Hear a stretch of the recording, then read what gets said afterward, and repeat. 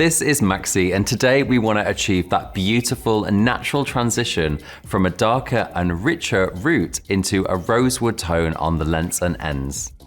After talking with Maxi, she said that she felt her hair was looking a bit dull and she was ready to have something a little bit more playful. She's interested in having some richer tones through the lengths and ends. As you can see, Maxi has blue eyes and her skin tone is cool.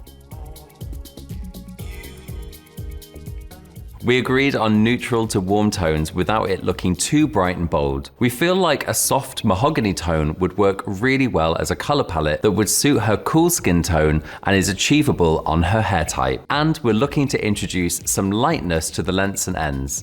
And here we can create those soft mahogany tones. So now we have the target color palette in mind, I need to perform a full technical analysis of her hair to determine which color and surface is going to be the best approach to achieve the desired finished color result. First, let's look at Maxi's natural depth. You can see that it's a 4-stroke 0 and a 5-stroke 0 in places. As we'd like something low commitment, and we're staying close to her natural depth, and we don't have to consider any grey hair, it makes perfect sense for me to use Shinefinity as there is 0 lift and there's no underlying pigment to consider. However, I do need to consider what we're going to do on the lengths and ends, as here I would like to gently lighten just a few levels. The next consideration would be Maxi's hair texture. Remember, hair texture refers to the thickness of a single strand of hair. In Maxi's case, she has a medium to coarse hair texture. Her hair density is also medium. When looking at Maxi's porosity, you can see that the lengths and ends have been on a few holidays and they've been exposed to pollution, which means their natural porosity is slightly higher through the lengths and ends. You can see from Maxi's lengths and ends that they do look a little bit dry and brittle, which would suggest that the condition is okay, but it needs a little bit more nourishment. And finally, the last thing that we need to consider is, of course, Maxi's previous hair history. Now, Maxi tells me that she has virgin hair, and I believe this to be true, so I don't need to be worried about removing artificial pigment from the hair. So we know we want to achieve a deeper, natural looking root area and gently lighten the lengths and ends to create that beautiful rosewood tone.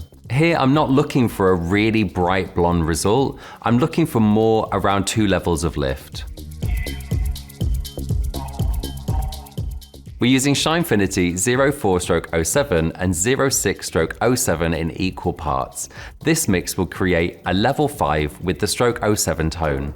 I'll mix it 1-to-1 with the bowl and brush activator from Shinefinity. For the lightening, I'm going to be working with Blondor Multi-Blonde Powder with 4%. When lifting the hair with any lightener, you need to consider how the natural underlying pigment will affect your final color result. As we're lifting, this will expose warmth as it lightens. Now, we know we want to achieve a gentle lightness, so lightening will expose a yellow underlying pigment. I've sectioned the hair into 3 sections, leaving out the front hairline to frame the face.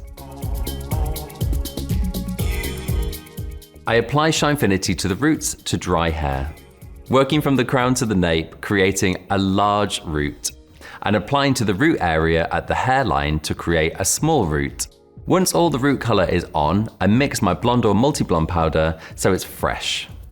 Then I use a water spray to dampen down the lengths and ends and apply my Multi-Blonde powder. I'm taking zigzag sections starting from the nape to apply the lightener. The damp hair creates a fluidity for seamless blending with working with the lightener. But remember, don't overlap your root color and your Blondor lightener, because this is where you might get patchy result. Next, I take a slice, just meeting the top of the zigzag, and I leave this completely natural. This gives me some depth to my finished color result. I'm alternating working from side to side, from the nape through to the crown and beyond to the front hairline, because this creates a balance between the 2 sides. I spray each section as I'm working through my application. In the front sections, I keep my root application smaller and I alternate the level in which I apply my lightener to the lengths and ends. So how do I know if the color is ready to remove? After 20 minutes, I check the hair and I check the lightness that I've achieved. Once it's yellow in tone, I remove. To help remove the color easily from the scalp and the hair, I'm adding a little warm water and massaging my fingers around the scalp, around the hairline. Then I rinse, shampoo, and finish with post-color treatment like Blondor Seal and Care.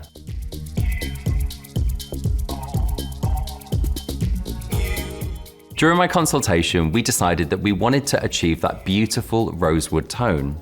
So here I selected Shinefinity 07/75 and 09/36 to dilute the intensity for a delicate reflect. I mixed in an applicator bottle for speed, and I applied directly to the hair, roots to ends.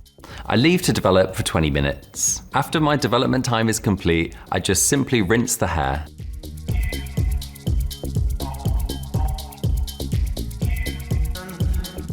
And here you have it, my beautiful final colour result. A natural root colour with some rosewood tones through the lengths and ends. I'm so happy with this tone, it adds that beautiful touch of brightness. Wet balayage is great to give you that even more natural looking result and can be a quick technique to offer your clients as an introduction service to going lighter in a more natural looking way. This look is ideal for an introduction to lightness. It's not about a big transformation, it's the understated and effortless results that the client is after and a touch of a playful tone.